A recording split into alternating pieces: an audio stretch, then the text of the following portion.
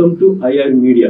నేను జాన్సన్. ఢిల్లీ మద్యం కుంభకోణంలో కేసులో తాను పూర్తిగా నిర్దోషినని న్యాయస్థానం కూడా ఇదే విషయాన్ని స్పష్టం చేసిందని బీఆర్ఎస్ ఎమ్మెల్సీ కల్వకుంట్ల కవిత అన్నారు. బీఆర్ఎస్ పార్టీని కాపాడుకోవడమే తన ప్రధాన లక్ష్యమని, పార్టీని బీజేపీలో విలీనం చేయడాన్ని తాను తీవ్రంగా వ్యతిరేకిస్తున్నానని ఆమె స్పష్టం చేశారు. నేడు మంచిర్యాలలో పలు ప్రైవేట్ కార్యక్రమాలు పాల్గొనేందుకు విచ్చేసిన కవితకు తెలంగాణ జాగృతి కార్యకర్తలు ఘన స్వాగతం పలికారు. ఈ సందర్భంగా ఆమె తెలంగాణ తల్లి విగ్రహానికి పూలమాల వేసి నివాళులర్పించారు.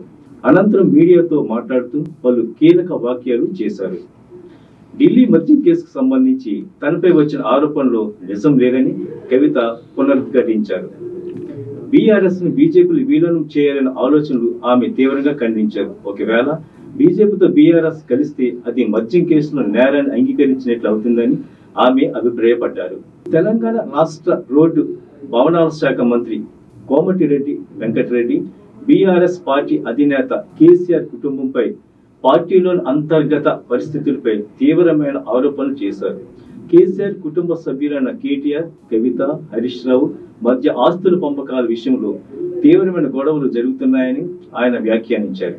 అయితే ఈ విభేదాలు బయటపడి వారు విడిపోకుండా ఉండేందుకే వారంతా కలిసి డ్రామా ఆడుతున్నారని సంచలన ఆరోపణలు చేశారు. కవిత రాసిన లేఖ, హరీష్ రావు చేసిన వ్యాఖ్యలు ఆ పార్టీలో నెలకొన్న తీవ్ర అంతర్గత సంక్షోభాన్ని స్పష్టం చేస్తున్నాయని కోమటిరెడ్డి అన్నారు. బీఆర్ఎస్ నేతల మధ్య సఖ్యత లేదని, వారి మధ్య సమన్వయ లోపం కోటిచ్చినట్లు కనిపిస్తుందని ఆయన పేర్కొన్నారు.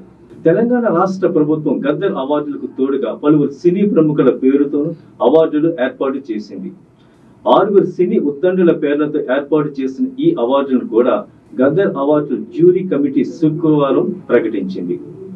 ఎన్టీఆర్ నేషనల్ ఫిల్మ్ అవార్డును నందమూరి బాలకృష్ణ ప్రకటించగా, పైడి జయరాజ్ ఫిల్మ్ అవార్డును ప్రముఖ దర్శకుడు మణిరత్నం, బిఎన్ రెడ్డి ఫిల్మ్ అవార్డును దర్శకుడు సుకుమార్ నాగిరెడ్డి, చక్రపాణి ఫిల్మ్ అవార్డును అట్లూరి పూర్ణచంద్రరావు, కాంతారావు ఫిల్మ్ అవార్డును విజయ్ దేవరకొండ, రఘుపతి వెంకయ్య ఫిల్మ్ అవార్డును ప్రముఖ రచయిత యండమూరి వీరేంద్రనాథ్కు జ్యూరీ చైర్మన్ మురళీమోహన్ ప్రకటించారు.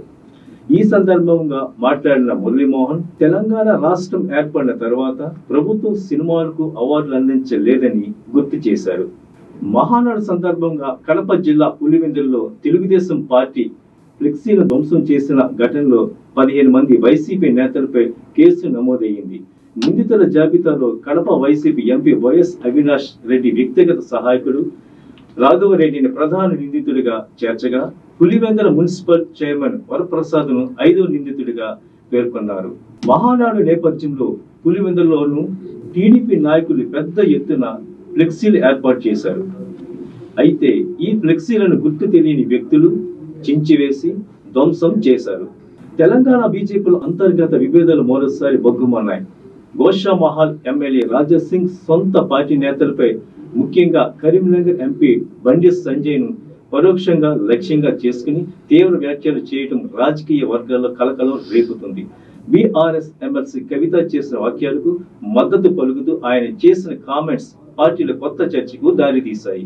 బీజేపీలో బీఆర్ఎస్ ను విలీనం చేసే ప్రయత్నం జరిగిందని, ఇందుకోసం చర్చలు జరిపారని ఎమ్మెల్సీ కవిత చేసిన ఆరోపణలు సంచలనంగా మారిన విషయం తెలిసిందే. ఈ ఆరోపణలపై బీజేపీ సీనియర్ నేత మెదక్ ఎంపీ రఘునందన్ రావు తాజాగా స్పందించారు. బీఆర్ఎస్ కుటుంబ కలహాలలోకి కవిత బీజేపీని లాగొద్దని మండిపడ్డారు. బీఆర్ఎస్ లో ప్రస్తుతం కవిత చల్లని రూపాయిగా మారని విమర్శించారు. ఆ పార్టీలో కేసీఆర్ కుటుంబంలో జరుగుతున్న అంతర్గత గొడవల్లోకి కవిత బీజేపీని లాగుతుందని ఆరోపించారు. బీఆర్ఎస్ తో పొత్తు పెట్టుకోవాల్సిన అవసరం బీజేపీకి ఎంత మాత్రం లేదని ఆయన స్పష్టం చేశారు.